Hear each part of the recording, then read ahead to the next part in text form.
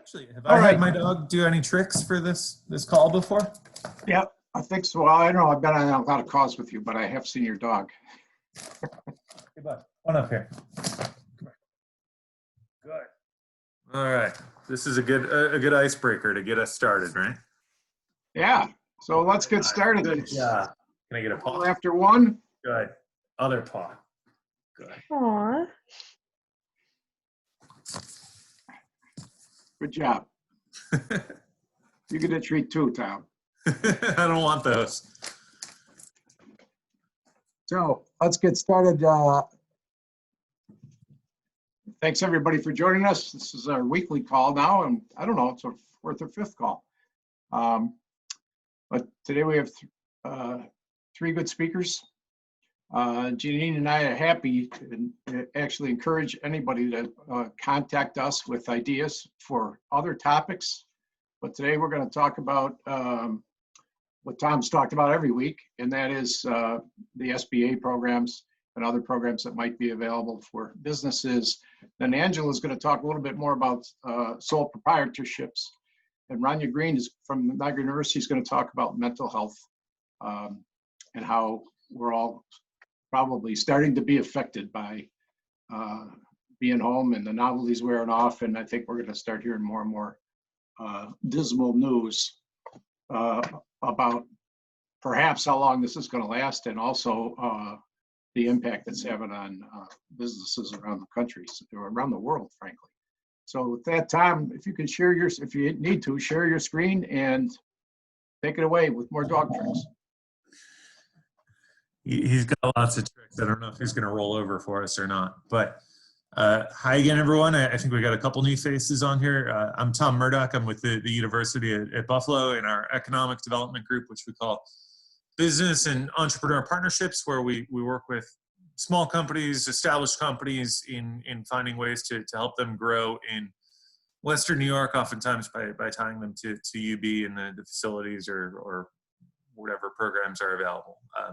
In the last month, I've developed a bit of, I don't know if you want to call it expertise, in terms of the programs that have been rolling out of the federal government, specifically the Paycheck Protection Program, sometimes known as PPP, and the Economic Injury Disaster Loan Program, which is called EIDL. And what I wanted to do is just share a super quick overview, since I know some people have already heard this, and then share what's new in the past week. And then I've got a couple of other things that are kind of new and exciting that, or at least new to this group and relevant to what's going on right now that I think may help. So basically the federal government has rolled out what they call the CARES Act, which is this big $2+ trillion stimulus to help small businesses recover from what's going on, and frankly to help them survive what's going on. The signature one is called the Paycheck Protection Program, which involves calculating your monthly payroll, and you can essentially get a loan for 2.5 times your monthly payroll, which becomes forgivable if you use 75% of it for payroll costs. And if you don't do that, if you end up laying people off, then you owe that money back in 2 years at 1%. And so it's not unattractive money either way. You do that through your bank, so you apply directly to your bank. And the big thing to know here is that the banks are getting just astronomical volume in terms of applications, and they are doing everything they can to keep up. If you think about a bank as small as Evans Bank, they got more than 800 applications in the past week alone. And so their loan group was, I think, like 5 people, and they've expanded it to 30 people. And so banks everywhere are doing everything they can to divert staff into their loan groups to help them process these Paycheck Protection Program loans. Then the other one is called EIDL, Economic Injury Disaster Loan. And the kind of the interesting hook there, it's structured as a loan, but the way it was first rolled out, they said the first $10,000 would be forgivable. And so that first $10,000 was essentially a grant, and I have a sneeze coming here. Give me 1 second. So EIDL, the other part of the way that, maybe my sneeze is going away. The other way that, the other thing that's important to note about EIDL and the way that that was rolled out is they said, just get your information in, you apply not through your bank, but through the SBA, directly on the Small Business Administration's website. And that $10,000 grant would be dispersed within 72 hours. And the 72 hours thing has not been happening. And so it is, instead what is happening is companies are now getting letters, having applied, I don't know, a week and a half ago, saying, again, the volume is astronomical here, and we're doing everything we can to keep up with this, but it's not going to be 3 days. And further, it may not be $10,000 because we're trying to serve the most number of companies in the fairest way possible. And realistically, what it is going to look like when the money does come is that you're probably going to get $1,000 for each one of the employees that you have up to 10 employees. So instead of a $10,000 grant advance in 72 hours, what you're getting is $1,000 for every employee that you had as of January 31st. And they'll be in touch once they do that to see if you want to take more money as a loan. If you do take more money as a loan, it's at 3.75%. If you're a business, 2.75%. If you're a nonprofit, and that is paid back over a long period of time. I want to say 30 years. And so it's not this incredible $10,000 grant that it was initially announced to be, but there is essentially some free money in there. I've worked with dozens and dozens of companies in the last 4 weeks figuring these programs out, and I don't have one yet that has received a check from either program. I'm going to share my screen really quickly to show you folks something.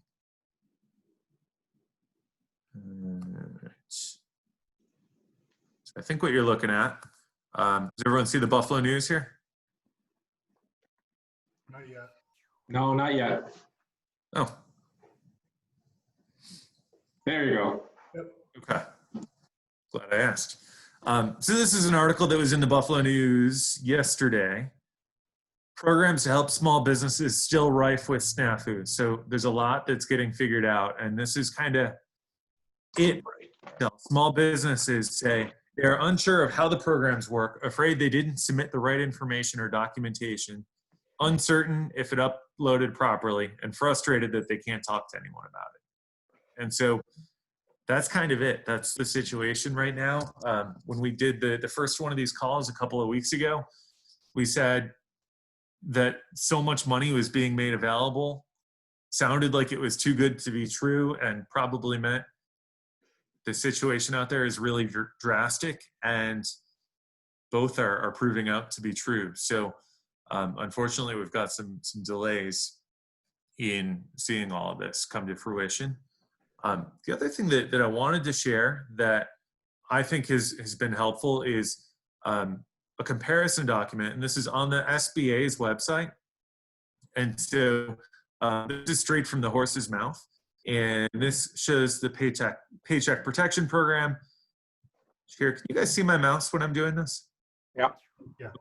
So you got the Paycheck Protection Program, you've got the Economic Injury Disaster Loan, you have the advanced portion of the Economic Injury Disaster Loan, and then some other programs.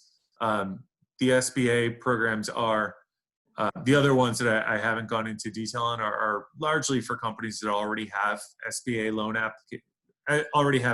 loans. So I haven't gone into a whole lot of detail on those because it's really for a subset of the audience. But this is showing in a pretty clear and convincing fashion how these programs work and how they compare to one another. This is available, and as I said, this is straight from the horse's mouth, the Small Business Administration. And I just want to show everyone how you can surf directly to this. And so if you start americassbdc.org and you go to resources for small business, small business resources for coronavirus, sorry. And you scroll down a bit. It is the second thing on here. So this SBA coronavirus pandemic loans. Sorry, the way that I'm projecting my screen here is covered by the grid of our pictures, so I can't see everything here. And then it's this link here. So the SBA coronavirus pandemic loans comparison guide. So that'll get you directly to it. So SBA website, coronavirus resources, and then the loan comparison guide. So that is the most official thing that is out there, and it's done in a way that is pretty pithy and gets right to the point. So that's a good resource. The other thing that I wanted to share, because I know these programs were put together to move really quickly, and they're not moving at the speed that we need them to. It's easy for me to say, talk to the SBDC, right? And realistically, they are the biggest resource that's out there. But the SBDCs I know are getting calls by the hundreds every single day. And the other part of it is no one really wants advice to say, go to this website and enter your email address and they'll be in touch when they get to you. And that's not really of interest to anyone. And so what I wanted to share is something else here. And this is called openofficetime.com. And this is put together by a guy who's an entrepreneur in Western New York and just wanted to help entrepreneurs connect with resources that were available to them. And so there's a large number, several dozen people, whether they're attorneys or accountants or people like me who make their time available through a Calendly webpage where you just say, these are times that I'm available and someone can book time with me. And so they're all listed on here. And as you can see, there are several dozen people here with a lot of different backgrounds. I've done a lot of scrolling and I'm only at the K's right now. So the list goes on and on. And these are people that they're available to you free of charge, and you can surf through the site and see who specifically is out there and what you think they can help you with. So that's a quick bit of content from me, just kind of an update on where we are with the SBA programs, which unfortunately there's more uncertainty and more delays, but then an additional resource too. The model that we've had the last couple weeks on these calls has been that we'll tend to hold questions till the end. But if that works for everyone, then I will pass it on to, or I'll pass it back to Pat, I should say. Okay, thanks, Tom. Yeah, well, I'm sure we'll have questions after the next two speakers. And next up is Angela. She's going to talk about kind of the same thing, only with the angle of looking at it from the perspective of a sole proprietorship. I know there's a couple of them on the line. So take it away, Angela. Thanks, Pat. So to introduce myself quickly, I am a CPA. My name's Angela Nowicki. I own my own practice in the Buffalo area, focusing on small businesses and individuals. Small businesses being all sizes, from someone who just started up their sole proprietorship within the past couple of months or thinking about starting a business, to a full-fledged company with 20 plus employees. So I have really been digging into these SBA programs, and I second everything that Tom says. These are interesting times. The government is trying to send this money out into the economy as quickly as possible. And so up on April 3rd, most banks weren't even ready. And that was the application opening for larger businesses, so actual corporations, partnerships, pretty much any business with an employer identification number. And then come around to April 10th is when those applications opened up to sole proprietors, anyone who runs their business under their social security number. Many banks had to wait until this Monday to open up those applications. And even now, banks like M&T stopped accepting applications for the Paycheck Protection Program, even for their existing customers.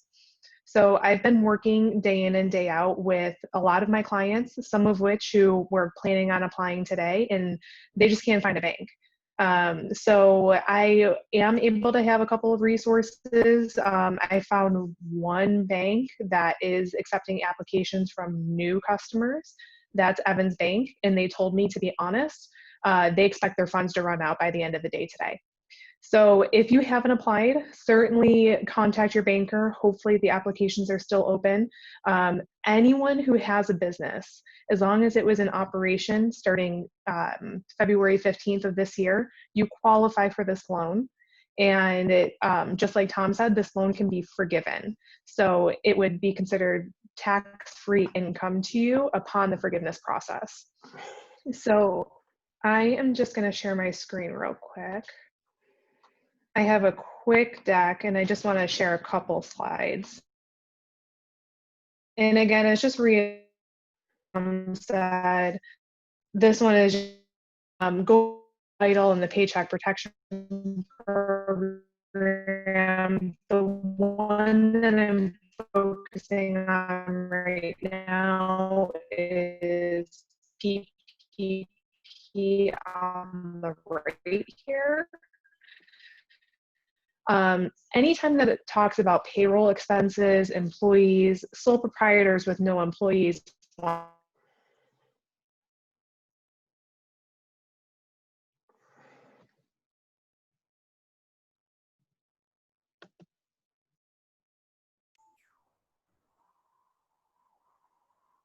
Did Angela freeze for everyone? Yeah, Yes, I'm not hearing anything. let's switch to Ranya. Are you ready to talk about mental health? And we'll go back to Angela if we can. We lost her completely. Yeah. Can you hear me? Can you hear me? Yes. Okay. This is my first Zoom meeting, so my office isn't set up. I have windows and there's a lot of glare, so I'm not able to use the camera. But good afternoon. Thank you for inviting me to take part in the small business group discussion for today.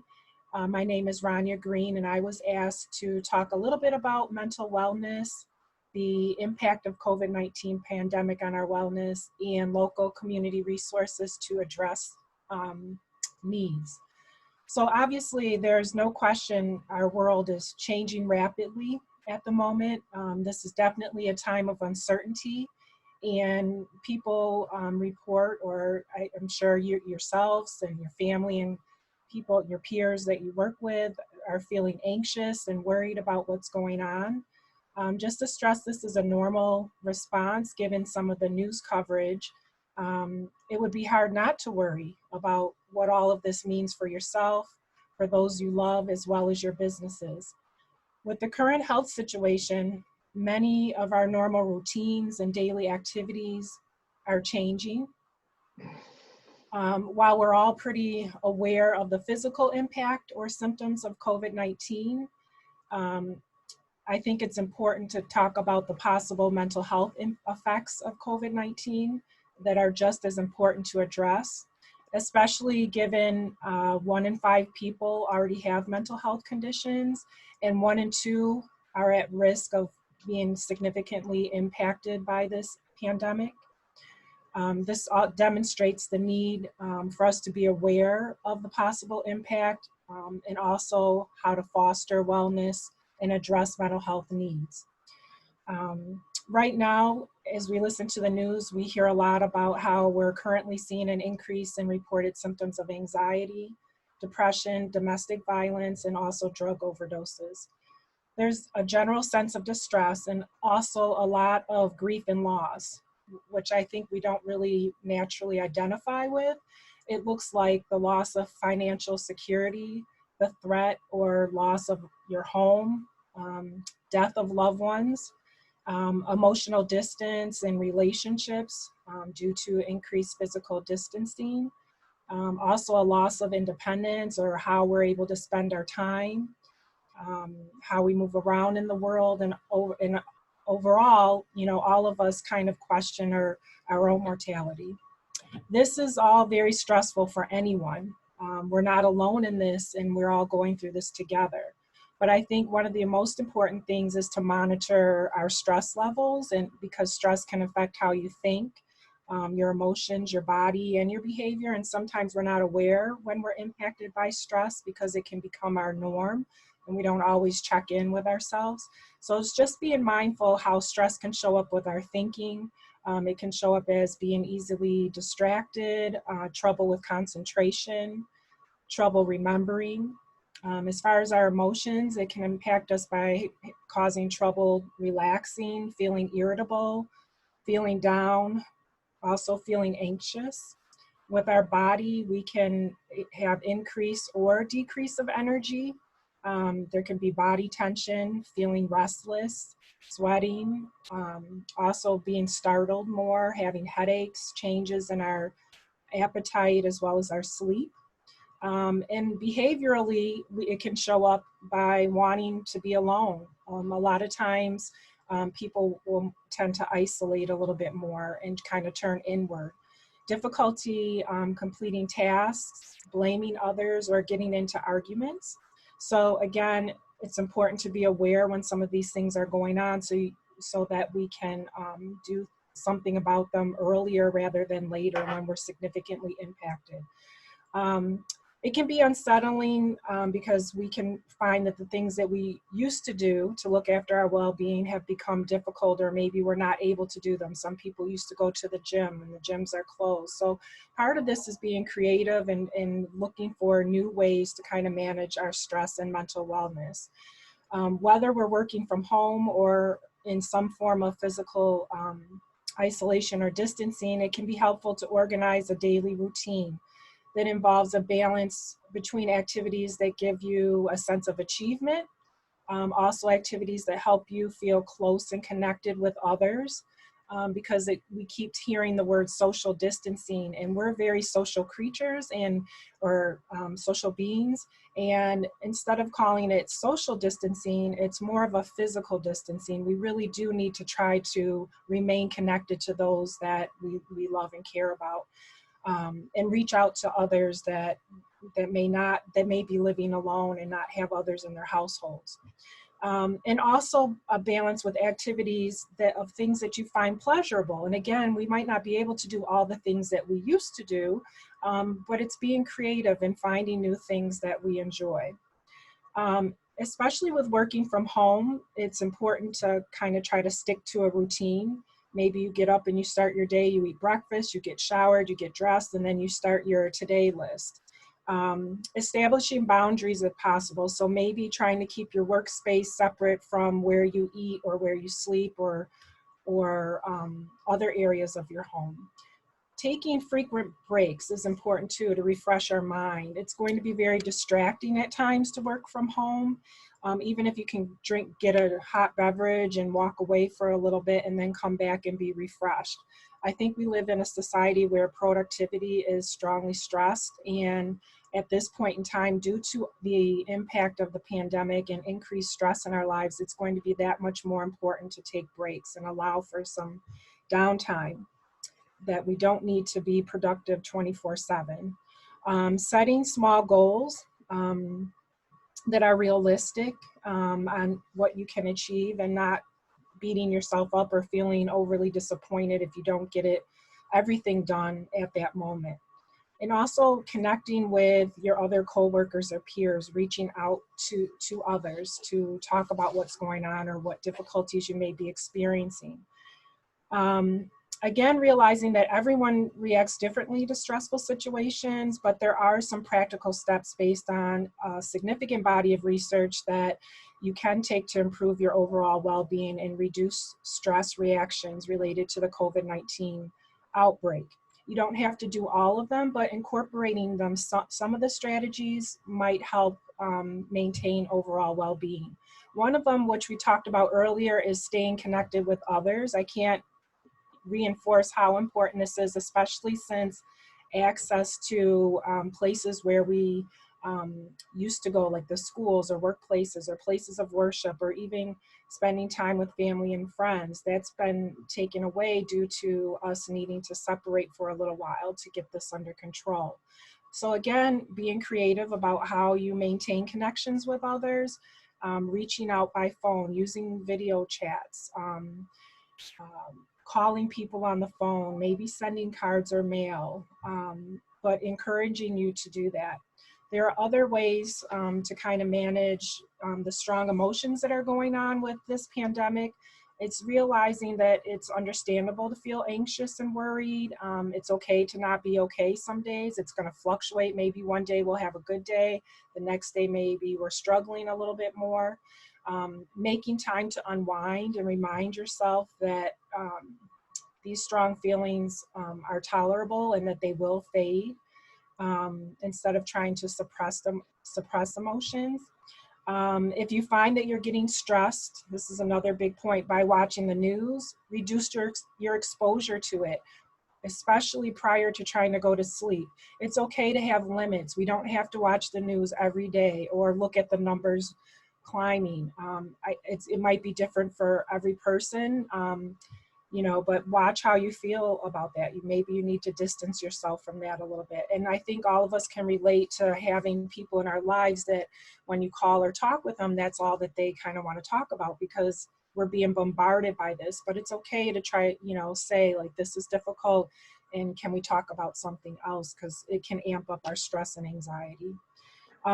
Pacing ourselves between stressful activities and remembering to do something fun after a hard or difficult task, trying to find time to relax your body and mind. So again, finding quiet time.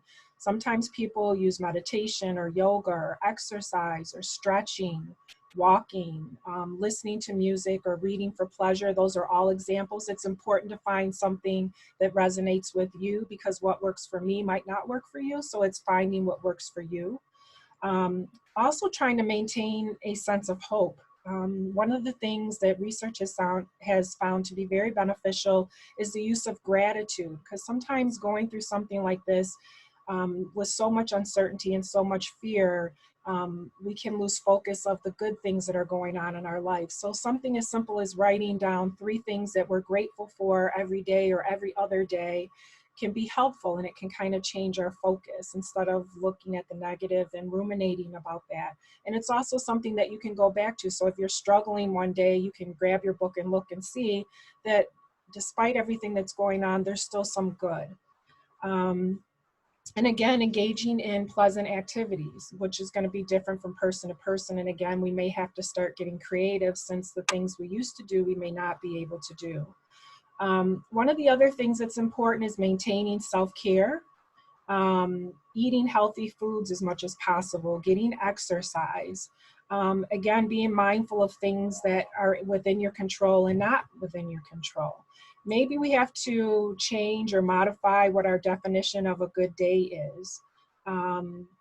Again, setting appropriate goals, accepting emotions that come up for you, maintaining daily routines and schedules as much as possible, and shifting negative self-statements to statements that allow you to function with less distress. So one example would be, this is a terrible time. And we can reframe that as, this is a terrible time, but I can get through this. Also important is remembering to get enough sleep. It can be difficult at times, especially when we're stressed and anxious.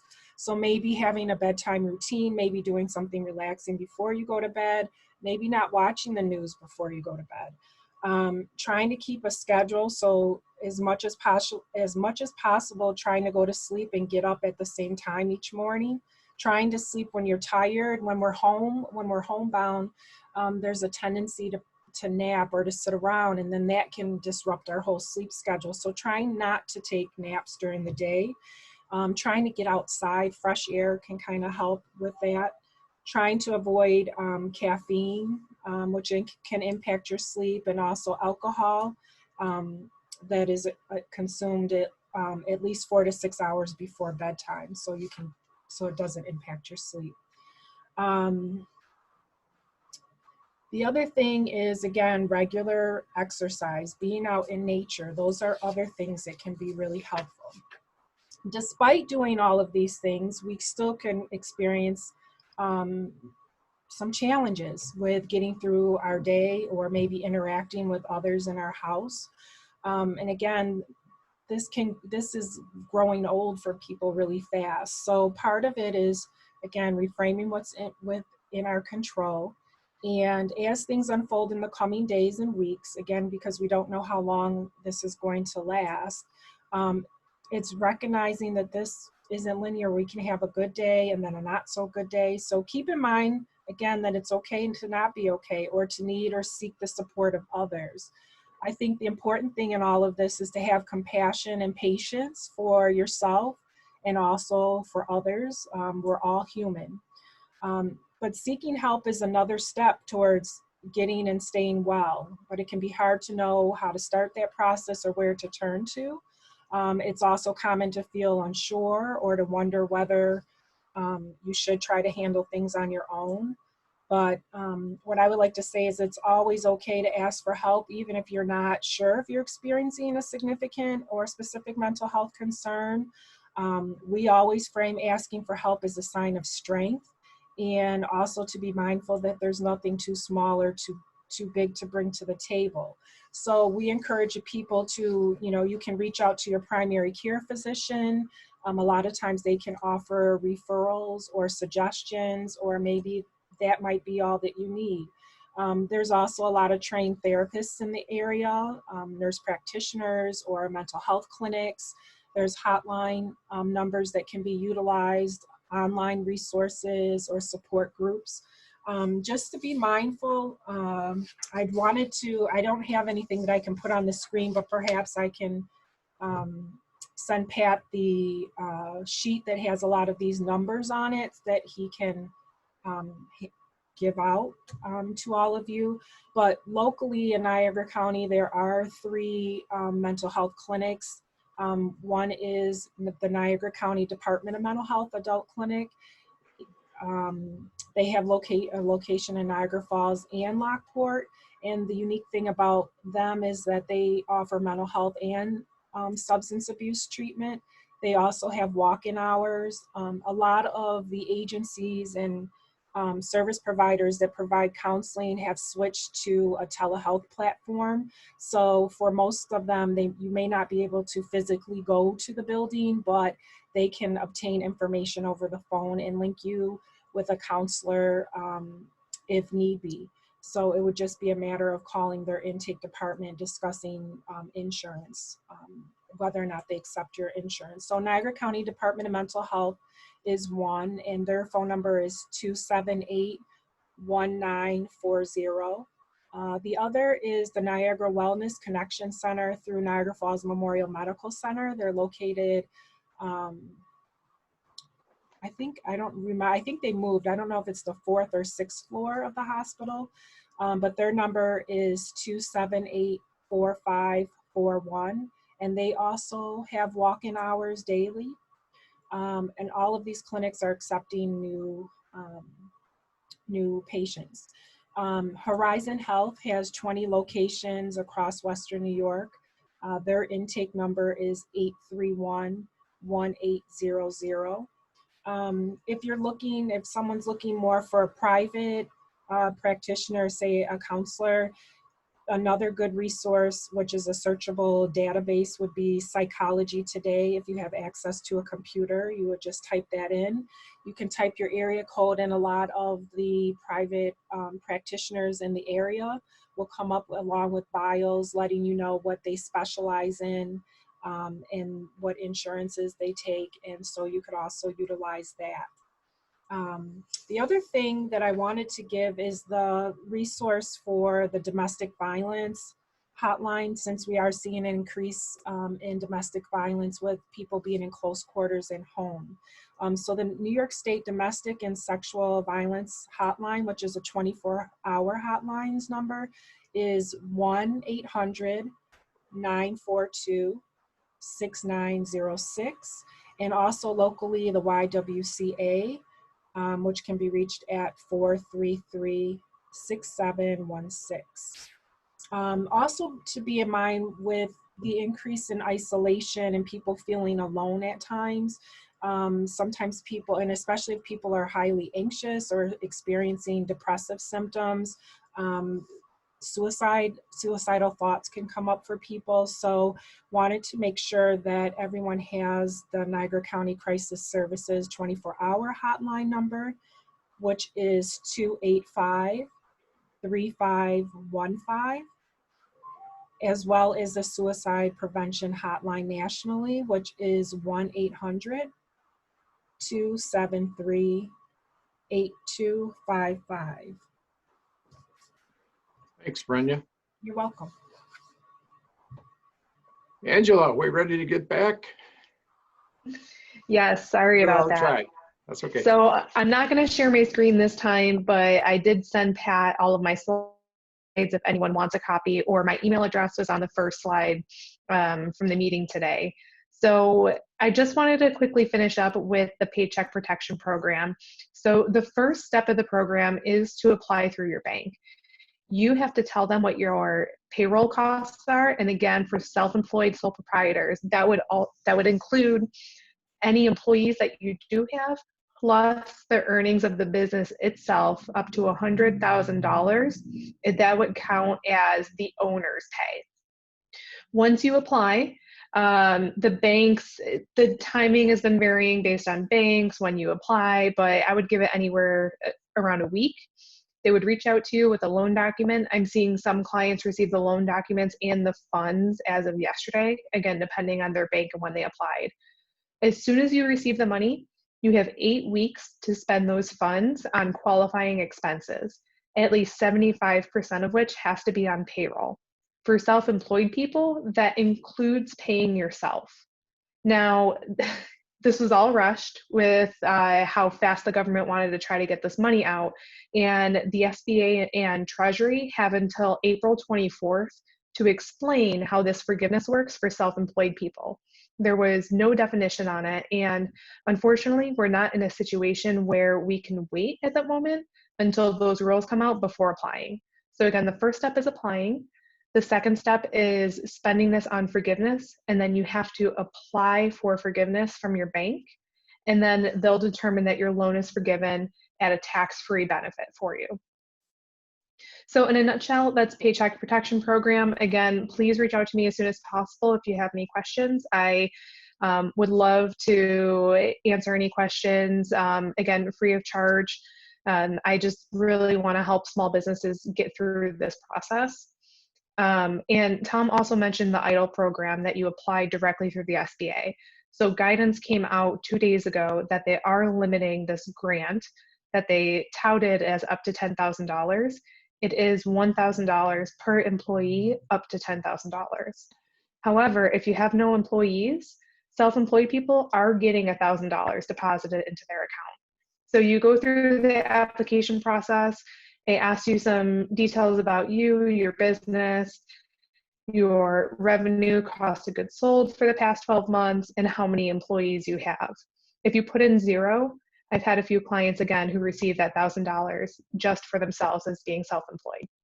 And that is a grant. You do not have to pay it back. And then within 3 to 4 weeks, the SBA will reach out to you with a dollar value of a loan that they're going to offer you. It'll be based on your credit score and the amount of revenue that your company made over the past 12 months. If you decline that loan and tell the SBA, thank you, but no thanks, you don't have to repay that grant that you initially received. So it's a grant either way, whether or not you take that subsequent loan. So those are the 2 main SBA programs. Another couple of items that could help self-employed out is unemployment. So self-employed individuals do qualify for unemployment, specifically the pandemic unemployment assistance. So if that's something you're interested in, and again, you would only qualify for unemployment or these loan programs, because when you're saying unemployment, you're not doing work, you're not doing anything for your business, including applying for loans, making payments. I'm not an unemployment expert, but I've been telling clients it's one or the other. So take a look at that if you are in the unfortunate circumstance where you're just not able to go anywhere with your business at the moment. Again, I'm available for questions, so please reach out to me. Thank you. Thanks, Angela. And I want to open it up for questions for a little bit, and I'll start because I don't know if Tom or Angela can answer this, but what if we have employees that we have to lay off? Can we give them help about what they're supposed to do to collect unemployment? What process they should follow so they get the benefit, the federal benefit as well as the state benefit? So as an employer, you have a couple of options. If you want to continue paying these employees, you could continue paying them under the Paycheck Protection Loan, assuming you receive a loan, and that would count towards your forgiveness. If you don't apply for Paycheck Protection, there is a tax credit. If you maintain your staff, you can get a tax credit of 50% of what you pay them, up to $10,000, if you continue to pay them while you're forced to close. And if you are an essential business and you have your employees, but they're not able to work for some reason, you would have to pay them either 100% of their wages or 2/3 of their wages, depending on their situation under FMLA. And that is 100% tax credit refundable to the employer if they have to pay any of their employees under this program. If none of those situations apply to you, I would recommend for your employees to apply for unemployment, especially with the $600 a week extra that's being added on. And let's say I've got a hair salon and I've got 4 people that work in that hair salon that are my employees. It's kind of silly to bring them back and pay them because they can't do anything. They can't open the hair salon. If I take the money, is that forgivable? Before you answer that, is anyone else enjoying thinking about Pat running a hair salon?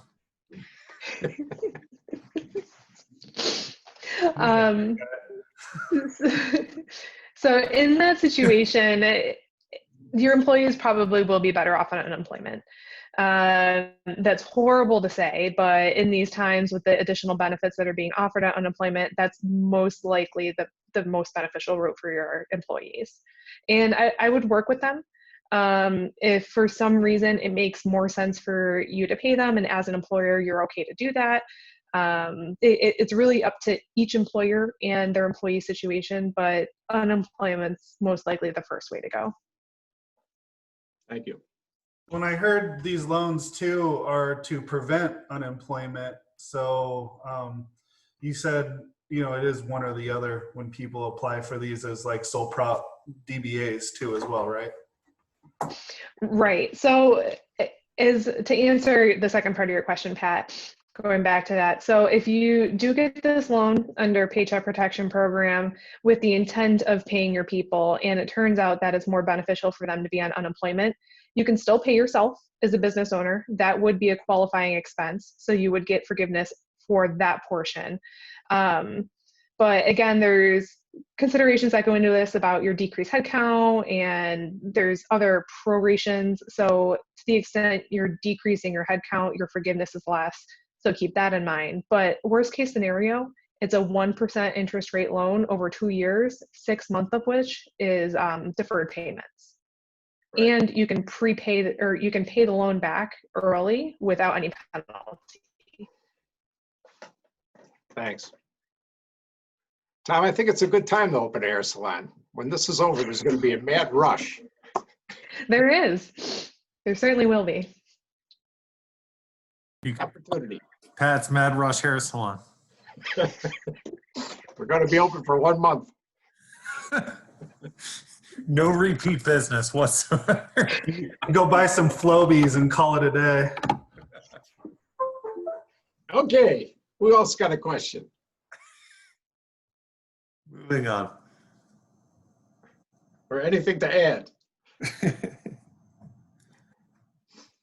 This is Roscoe, by the way. So if folks want copies of these videos or the recordings or any of the presentations or anything that any of the speakers would like to submit, please drop your email address in the chat. We don't spam, so you will get a OneDrive folder with all of the previous meetings and the chat sessions in there, and then we'll let you know about topics for upcoming meetings. And if you have any questions or suggestions for topics, feel free to email Pat, myself, or Jeannine, and we'll work on them for future meetings. Okay, if anyone else has any questions, though, you are all on mute. So I thought I saw somebody talking, and make sure you unmute to ask your question. Hi, this is Jim Ingham from St. Peter's Church. For the PPP loan, if you work 30 hours, you're a full-time employee. Is there a definition of how to calculate the FTEs for somebody that is part-time? They're still working on pulling together those regulations. Again, they have until the 24th to release them, so I would give them another 9 days for the release of the specifics. But in my mind, if I were to do it right now, it would be based on the amount of hours. So for anyone who works, say you have 2 people that work 20 hours, that would be considered 1 full-time equivalent.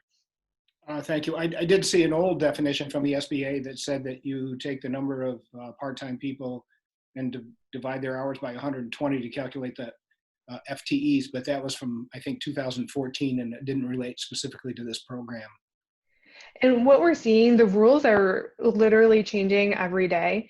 There are some parts of the CARES Act itself that was released on March 24th that the SBA released subsequent guidance that directly contradicts what happened in the CARES Act. So what we know today could change with further SBA guidance. So I try to be careful. And again, I don't want to wait until all the guidance is released, because then it'll be too late. So we're going to do the best that we can in the moment. Thank you. A couple of other questions on unemployment, if I can just toss them out there. Sure. Mm-hmm. Now, as a 501c3 organization, we are self-insured for the unemployment. So any benefits that ultimately get paid through New York State are reimbursable by us to the state. Is the $600 additional benefit that is offered by the federal government also going to have to be repaid? I don't know if anyone else knows that answer. I don't know that answer at the moment. Okay, then I'll skip to the next question. Not a problem. I'm not clear on that. We have a school, so we have an educational institution, and we have some employees that the teachers are still employed, but we have aides and a few other people who are laid off.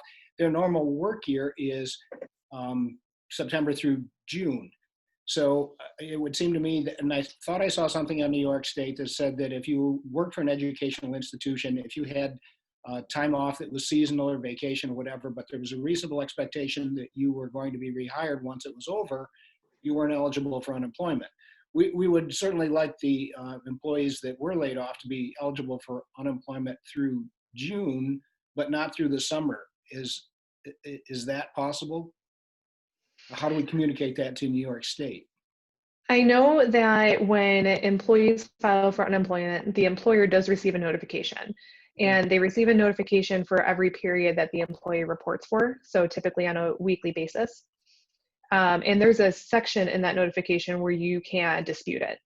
So if you see that someone's applying for unemployment in a period which you would not otherwise expect there to be, there's contact information that you can go ahead and dispute the claim.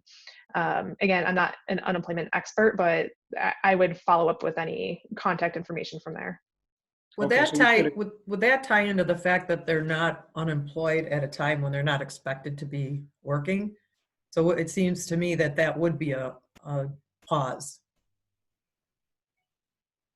They're not unemployed from anything if they have a seasonal position, right? If there is a beginning and end every year. Right. I would expect those rules to remain consistent. Okay. If, again, it's a question that maybe we'll have to answer later, but if a school employee like in the VA does have a reasonable expectation of coming back in September and their unemployment would otherwise end in June, does their $600 per week benefit then also end from the federal government? So I know that the POA benefit, the $600, it's a lot more lenient than traditional unemployment. So in there, it included people who quit their job for purposes of not feeling safe with COVID-19. They would qualify for the $600. So I'm not sure if that would be more lenient on seasonal employees as well. I wouldn't be surprised if they would still be eligible though. And the unemployment is available for both part-time and full-time employees based on the information that's submitted. Is that correct? Yes, and independent contractors and self-employed. So if we have employees that previously were part-time and they're still working, but they've cut their hours in half because they're working remotely, they can still apply for unemployment for the balance of the time that they aren't working and expect to get the full $600 each week as well? So they can apply, but there's a formula that unemployment calculates. I'm not extremely familiar with the details of the formula, but if they make more than a certain amount each week on their part-time benefits, then their ability to claim unemployment also decreases. So it's basically saying you can't get paid more than you would have otherwise been paid. So what I would recommend for them to do is apply. And then when you get the notification as an employer, if things aren't looking right to you, then certainly dispute the claim or contact New York just to make sure that everyone's on the same page.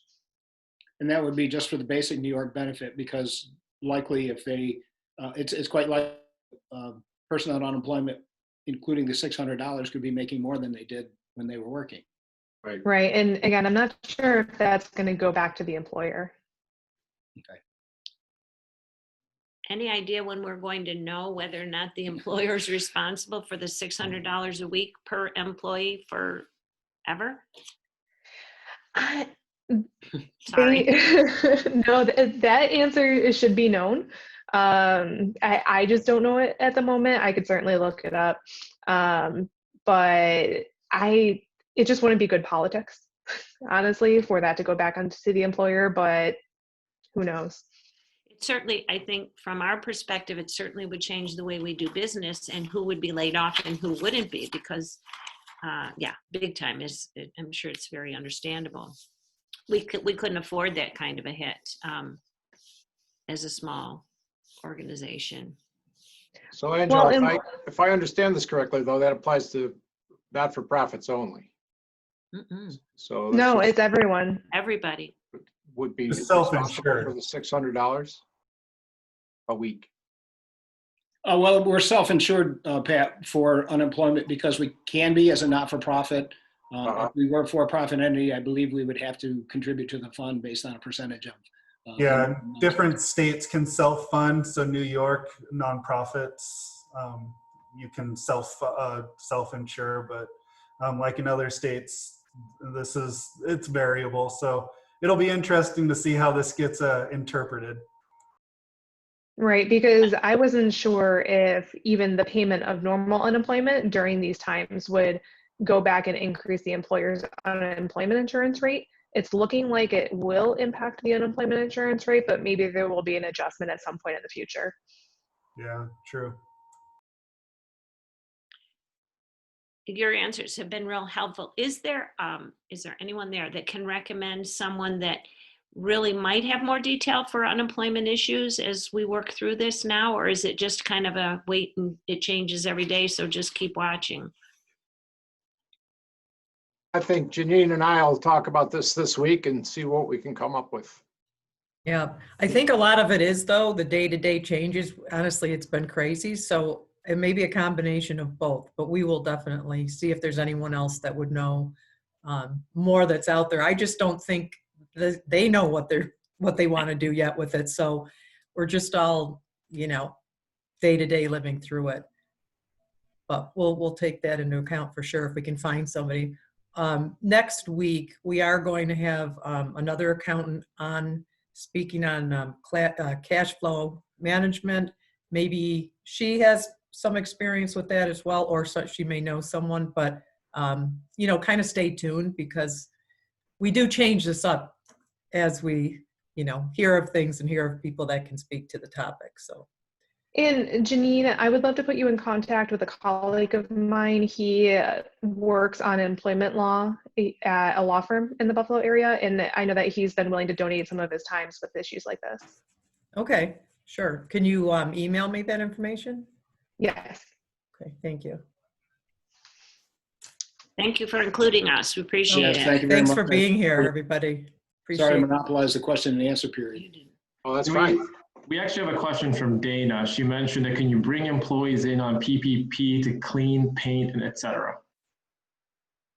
As long as you are considered an essential business and you're not breaking any of the governor's ordinances, I don't see why not. So as far as the headcount rules, if you had 5 employees prior to February 15th of 2020, you get full forgiveness as long as you still have 5 employees. And there's rules around decreasing employees' pay by 25%, and it gets really specific, but it doesn't have to be the same 5 employees.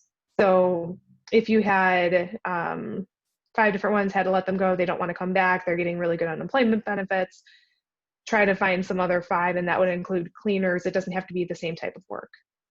And she's trying to unmute, but she can't, but she said that he only has 1 employee. Okay, and is the employee still working?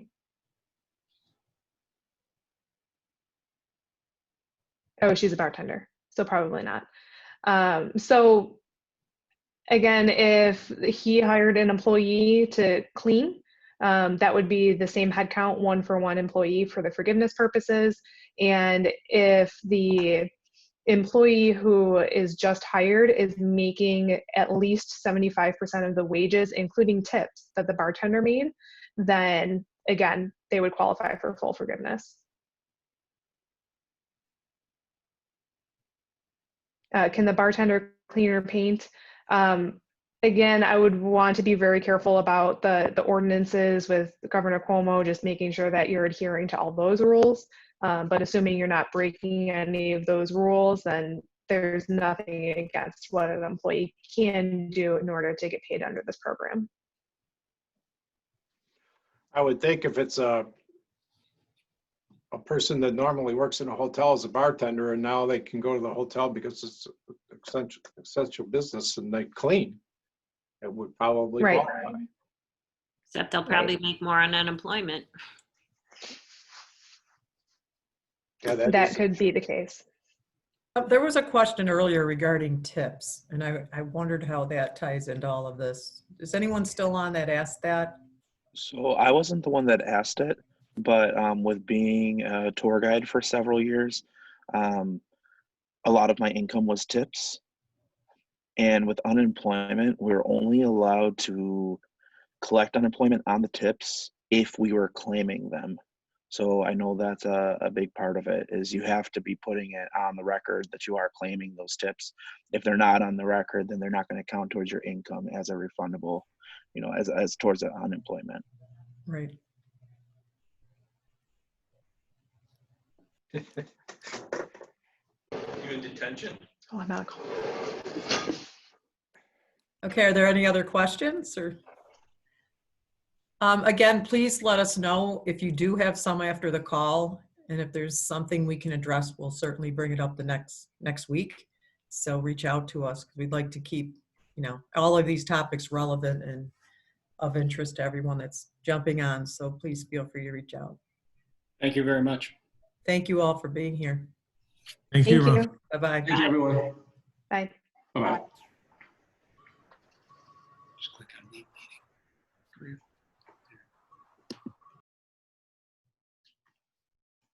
What were you smiling about?